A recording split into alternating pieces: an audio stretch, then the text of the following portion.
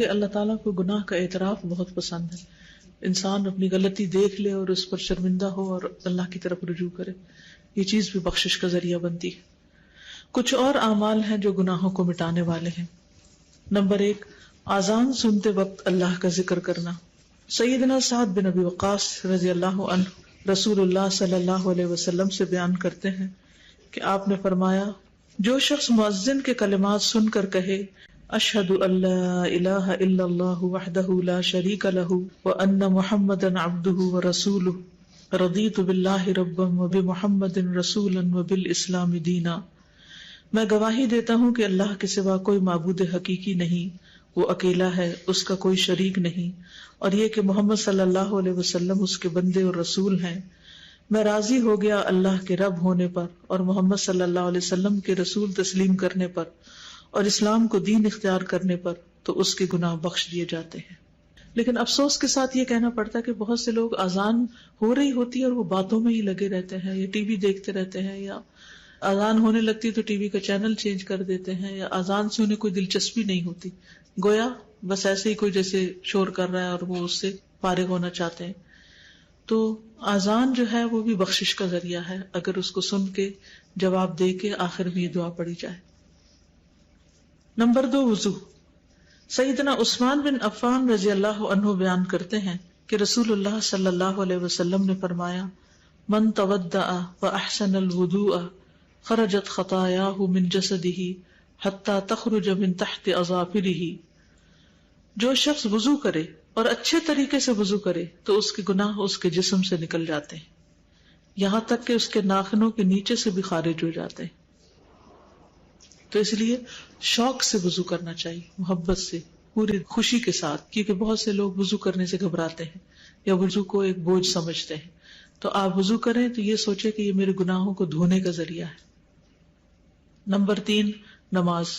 سیدنا ابو ہریرہ رضی اللہ عنہ بیان کرتے ہیں کہ انہوں نے رسول اللہ صلی اللہ علیہ وسلم کو فرماتے ہوئے سنا، ارأیتم لو ان نہرا بباب احدکم یغتسل فیہ کل یوم 5 هل یبقى من درنہ شیء؟ قالوا لا یبقى من درنہ شیء. قال فذلك مثل الصلوات الخمس یمحو اللہ بہ الخطایا. بتاؤ، اگر تم میں سے کسی کے دروازے پر نہر بہ رہی ہو اور اس میں وہ روزانہ 5 مرتبہ غسل کرے تو کیا اس کے جسم پر کچھ میل کچیل باقی رہ جائے گا؟ صحابہ نے عرض کیا کہ کچھ میل کچیل باقی نہ رہے گا. آپ نے فرمایا، 5 نمازوں کی مثال اسی طرح ہے کہ اللہ ان کے ساتھ گناہوں کو مٹاتا ہے. تو گویا اذان کے بعد وضو، وضو کے بعد نماز، یہ انسان کے گناہوں کو دور کرنے کا ذریعہ ہے. سیدنا ابو ہریرہ رضی اللہ عنہ بیان کرتے ہیں کہ رسول اللہ صلی اللہ علیہ وسلم نے فرمایا، صلاۃ الرجل فی الجماعۃ تضعف علی صلاتہ فی بیتہ وفی سوقہ 25 ضعفا، ذلک انہ اذا تودع فاحسن الوضوء ثم خرج الى المسجد لا يخرجه الا الصلاة لم يخط خطوة الا رفعت له بها درجة وحط عنه بها خطيئة، فإذا صلى لم تزل الملائكة تصلي عليه ما دام في مصلاه، اللهم صل عليه اللهم ارحمه ولا يزال أحدكم في صلاة منتظر الصلاة. آدمی کا با جماعت نماز ادا کرنا اس کے گھر اور بازار کی نماز سے 25 گنا زیادہ ہے، یعنی مردوں کے لیے. اور یہ اس لیے کہ جب اس نے اچھی طرح وضو کیا پھر مسجد کی طرف نکلا صرف نماز کے لیے، یعنی اور کوئی کام نہیں تھا، تو وہ کوئی قدم نہیں رکھتا مگر اس کی وجہ سے اس کا ایک درجہ بلند ہوتا ہے اور اس کی وجہ سے اس کی ایک غلطی معاف ہوتی ہے. پھر جب وہ نماز پڑھتا ہے تو فرشتے اس کے لیے مغفرت کی دعا کرتے رہتے ہیں، یعنی جتنی دیر وہ نماز میں مصروف ہے فرشتے بخشش مانگ رہے ہیں اس کے لیے، فرشتے اس کے لیے استغفار کر رہے ہیں.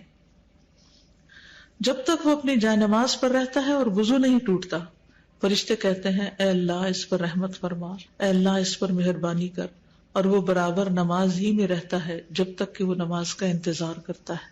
یعنی نماز سے پہلے اگر جلدی آ جائے مسجد میں اور بیٹھ کے انتظار کر لے تو وہ بھی نماز کی حالت شمار ہوتی ہے، اور بعد میں بھی جب وہ بیٹھا ہوتا ہے نماز کے فوراً بعد نہیں اٹھ جاتا. سیدنا ابو ہریرہ رضی اللہ عنہ بیان کرتے ہیں کہ رسول اللہ صلی اللہ علیہ وسلم فرماتے تھے، الصلوات الخمس والجمعۃ الی الجمعۃ ورمضان الی رمضان مکفرات لما بینہن اذا اجتنب الکبائر.